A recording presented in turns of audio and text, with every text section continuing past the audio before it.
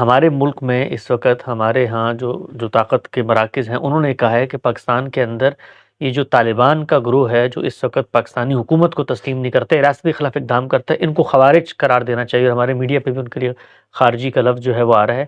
تو حقیقت کے اعتبار سے پاکستان جیسی ریاست جو جمہوری ریاست ہے آپ کے پس منظر میں، اور دستور موجود ہے اور وہاں پر ایک قانون ہے، وہاں پر اگر کوئی بھی گروہ ہو، طالبان ایکس وائی زیڈ، وہ کرتے ہیں تو ان کو پھر ہم خوارج قرار دے سکتے ہیں۔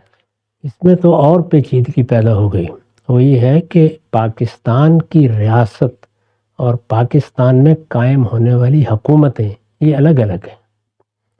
موجودہ زمانے میں ریاست اور حکومت اب ایک نہیں رہی۔ ریاست ایک الگ حقیقت کے طور پر نمایاں ہو گئی ہے اور حکومتیں بالکل الگ ہیں۔ ریاست اپنی جگہ قائم ہے، حکومتیں تبدیل ہوتی رہتی ہیں۔ یہ پیپلز پارٹی کی حکومت قائم ہو گئی، یہ مسلم لیگ کی ہو گئی، یہ تحریک انصاف کی ہو گئی، حکومتیں تبدیل ہوتی ہیں، ریاست پاکستان اپنی جگہ موجود ہے۔ تو اس میں جو سوال بنیادی طور پر ہے وہ یہ ہے کہ یہ بغاوت کیا ریاست کے خلاف ہے یا کسی خاص حکومت کے خلاف ہے؟ فرق ہے اس میں دونوں، بہت بڑا فرق ہے۔ اس زمانے میں بھی اگرچہ روایتوں سے یہ معلوم ہوتا ہے کہ رسول اللہ نے اس میں فرق کیا ہے، یعنی آپ نے مسلمانوں کا جو نظم اجتماعی ہے جس کو اب ہم ریاست سے تعبیر کرتے ہیں، اس کو السلطان اور الجماع کہا ہے، اور اس میں قائم ہونے والی حکومت کے لیے امامت یا امارت کے الفاظ استعمال کیے ہیں۔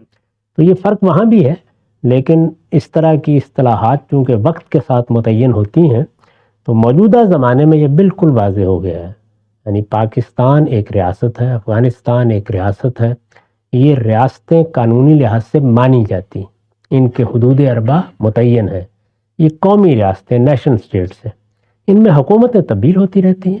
حکومتوں میں تبدیلی کے قانون قاعدے میں یہ سوال پیدا ہوتا ہے کہ استبدادی طریقے سے وہ آئیں گے یا جائیں گے یا جمہوری طریقے سے آئیں اور جائیں گے، تو یہ سوال حکومتوں کے بارے میں ہے۔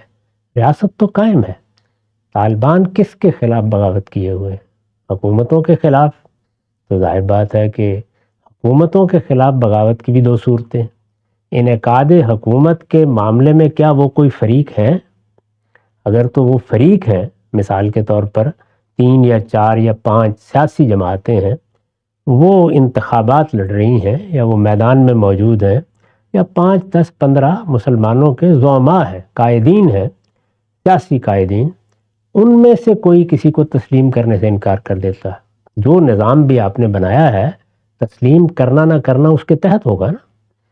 مثال کے طور پر ہم نے انتخابات کا طریقہ اختیار کر لیا، انتخابات کا طریقہ اختیار کر لینے کے بعد اب یہ ہو سکتا ہے کہ کسی وقت انتخابات ہوں اور کوئی ایک فریق اس کو ماننے سے انکار کر دے، تو یہ اس کی طرف سے وہی موقف ہوگا جو اس سے پہلے ہم نے بیان کیا۔ ٹھیک ہے، سمجھ میں آ گئی۔ لیکن اگر صورتحال یہ نہیں ہے کہ وہ ان میں سے کوئی ہے ہی نہیں، ایک الگ لشکر بنا لیا گیا ہے، نہیں جانتے ہم کہ اس کے قائدین کون ہیں، زعماء کون ہیں، کیا وہ فی الواقع حکومت یا نظم و نسق یا مسلمانوں کی قیادت میں کوئی حصہ رکھتے تھے، ان کو وہ نہیں ملا ہے، کیا صورتحال ہے؟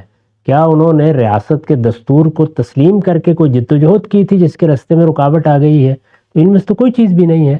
تو اس لیے میرے نزدیک یہ ریاست کے خلاف بغاوت ہے، یہ اس سے زیادہ بڑا جرم ہے جو خوارج نے کیا تھا۔ جی اچھا، تو پھر اس لحاظ سے ان کو یعنی خارجی کہہ کر یعنی جو اس کی جو شدت ہے وہ بیان کی جا سکتی ہے۔ کی جا سکتی ہے، بالکل کی جا سکتی ہے۔ نقطہ واضح ہو گیا، آگے بڑھاتے ہیں سلسلہ گفتگو کو۔ اچھا غام صاحب، یہ بات بیان فرمائیں کہ یہ سب تو باتیں ہوئیں اس پہلو سے کہ میں اگر اٹھ کے اس حکومت کے خلاف اقدام کرنا چاہتا ہوں، جو آپ نے دونوں ابتدائی صورتیں بیان کی ہیں، جمہوری حکومت کے اندر کوئی کھڑا ہو جائے اور وہ مثال کے طور پہ سول نافرمانی، یا اچھا یہ پہلے بتائیے گا ہم صاحب کہ سول نافرمانی جو ہے یہ بھی کیا خروج اور بغاوت کے زمرے میں آتی ہے کہ نہیں آتی؟ اس سے پہلے میں جو پہلا سوال آپ نے کیا تھا اس میں ایک پہلو کی وضاحت کر دوں۔ جی، رسول اللہ صلی اللہ علیہ وسلم نے جب یہ ریاست اور حکومت دونوں کے فرق کو متعین فرمایا تو میں نے ابھی عرض کیا کہ ریاست کے لیے الجماع کی تعبیر اختیار کی، السلطان کی تعبیر اختیار کی۔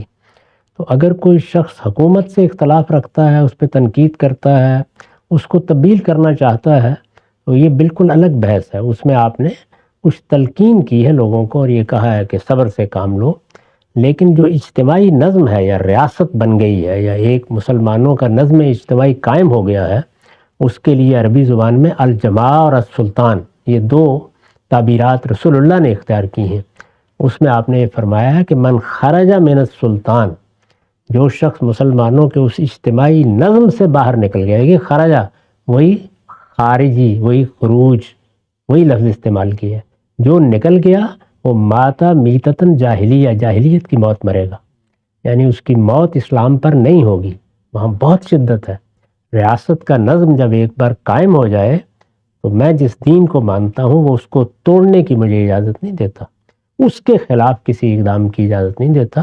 البتہ اس میں جو حکومتیں قائم ہو رہی ہیں ان سے اختلاف بھی کیا جائے گا، اتفاق بھی کیا جائے گا۔ اس کے بارے میں نے تفصیل سے پچھلی نشست میں بتا دیا تھا کہ حکومتوں کی 3 صورتیں ہو سکتی ہیں، اور ان میں سے ہر ایک کا حکم کیا ہونا چاہیے وہ وہاں سمجھ لیں۔ ٹھیک، سول نافرمانی کا مقصد کیا ہے؟ سول نافرمانی بغاوت کی ابتدا ہے، پہلا قدم ہے۔ یعنی جب آپ یہ کہتے ہیں کہ اب اس حکومت کے احکام نہیں مانے جائیں گے، اس کو ٹیکس نہیں دیا جائے گا، اس کے واجبات نہیں ادا کیے جائیں گے، تو اس کا مطلب یہ ہے کہ آپ نے حکومت کو یا اس کے نظم کو تسلیم کرنے سے انکار کر دیا۔ انکار کی یہ ابتدا ہو۔ بغاوت کی ابتدا ہے۔ یعنی بغاوت کی ابتدا یہ ہے انتہا ہتھیار اٹھانا ہے۔ میں نے اسی پہلو سے اس کو میزان میں بیان بھی کیا، تو اب بغاوت ہو گئی۔ جب آپ نے سول نافرمانی کا اعلان کر دیا تو اصل میں آپ نے بغاوت کا اعلان کر دیا۔ ٹھیک، اب سوال صاحب آپ کی خدمت میں یہ ہے کہ جمہوری ریاست کے اندر کسی نے سول نافرمانی کا اعلان کیا، یا استبدادی وہ ریاست جس کے اندر قانون کی حکمرانی تھی اس نے بغاوت کا اعلان کر دیا، تو اس صورت میں اب تک تو ہم گفتگو کر رہے ہیں اس فریق کے پہلو سے کہ جو خود اقدام کر رہے ہیں حکومت کے خلاف، جو حکمران ہیں اور وہ بھی ظاہری بات ہے اگر اللہ کے ماننے والے ہیں تو وہ کیا ان لوگوں کے اوپر فساد فی الارض کی سزا کا اطلاق کر سکتے ہیں؟ یعنی کیا ان لوگوں نے جمہوریت کے اندر اگر آپ بغاوت کریں تو کیا نتیجے کے اعتبار سے یہ فساد فی الارض بن جاتی ہے؟ اور استبدادی قانون کی حکمرانی والی حکومت میں اگر آپ مثال کے طور پر بغاوت کریں تو کیا وہ فساد بن جاتا ہے؟ یہ بات تو میں بڑی وضاحت سے عرض کر چکا ہوں کہ جب مسلمانوں کا کوئی نظم امرہم شورا بینہم کے اصول پر قائم ہے، یعنی اس میں یہ مان لیا گیا ہے کہ لوگوں کی رائے سے حکومتیں بنیں گی، لوگوں کی رائے کی بنیاد پر قائم رہیں گی، اور ان سے محروم ہو جانے کے بعد اپنا جواز کھو دیں گی، تو اب کسی کے لیے کسی نوعیت کی بغاوت کا کوئی جواز باقی نہیں رہا۔ یعنی یہ ہو ہی نہیں سکتی، ہوگی تو جس درجے میں بھی ہوگی وہ اصل میں فساد فی الارض ہے، اور اس کے بارے میں اقدام کرنے کا حکومت کو حق حاصل ہو گیا۔ اس میں بحث یہ ہوتی ہے کہ کس درجے میں معاملہ ہوا ہے۔ ظاہر ہے اسلام پھر ایک دوسری بات بھی کرتا ہے، اور وہ بات اگر آپ خود فساد فی الارض کی آیت کو دیکھیں تو اس سے بھی واضح ہے۔ اس میں یہ بتایا گیا ہے کہ پہلے مرحلے میں لوگوں کو توجہ دلانی چاہیے، تمرد اور سرکشی کا ارتکاب کرنے والے لوگوں کو کہنا چاہیے کہ وہ اس سے باز آ جائیں۔ یعنی پہلے ہی مرحلے میں آپ ان کو باغی نہیں قرار دے دیں گے، اس میں ایک تدریج ہے۔ جس طرح سے گھر میں اگر مثال کے طور پر بغاوت ہو گئی ہے جس کو نشوز کہتے ہیں، تو اس میں بھی پہلا مرحلہ کیا ہے؟ فیضوہن۔ یہاں پر بھی آپ دیکھیں سورہ مائدہ میں تو پہلا مرحلہ یہ ہے کہ ان کو ریاست کے نظم کو تسلیم کرنے پہ آمادہ کیا۔ اس میں یہ بتایا ہے کہ اگر وہ تسلیم کر لیں تو انہوں نے ہتھیار بھی اٹھا رکھے ہوں، اس نصیحت کے نتیجے میں پھر ان کے خلاف کوئی کارروائی نہ کی جائے۔ اگر کوئی جرم انہوں نے کر دیا ہے تو وہاں تک معاملہ رکھا جائے۔ اس سے آگے بڑھ گئے اور اس سے آگے بڑھ کے انہوں نے کوئی اقدام کر دیا، ایسا اقدام کر دیا جس میں لوگوں کی جان مال یا آبرو کو خطرے میں ڈال دیا، اب آپ اس کو فساد فی الارض کی سزا دے سکتے ہیں۔ وہ بھی اسی صورت میں جب تنبیہ کے نتیجے میں وہ باز نہ آئے، اپنے تمرد پر قائم رہیں۔ اس میں بھی یہ بتایا گیا ہے کہ جو اقدام انہوں نے کیا ہے اس اقدام کے لحاظ سے سزا کم بھی ہو سکتی ہے، زیادہ بھی ہو سکتی ہے۔ تو اس میں آپ کے علم میں ہے کہ 4 سزائیں قرآن نے بیان کی ہیں، اس میں انتہائی سزائیں بھی ہیں اور انتہائی کم تر سزائیں بھی ہیں۔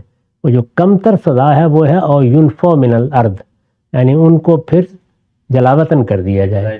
ظاہر ہے موجودہ زمانے میں اب جلاوطن کرنا آسان کام نہیں ہے، تو آپ کہہ سکتے ہیں کہ اس کی ایک صورت یہ ہے کہ آپ نے جیل میں ڈال دیا۔ تو اس میں خود قرآن نے ایک ترتیب اور تدریج قائم کی ہے کہ آپ یہاں سے شروع کریں گے اور یہاں تک جا سکتے ہیں۔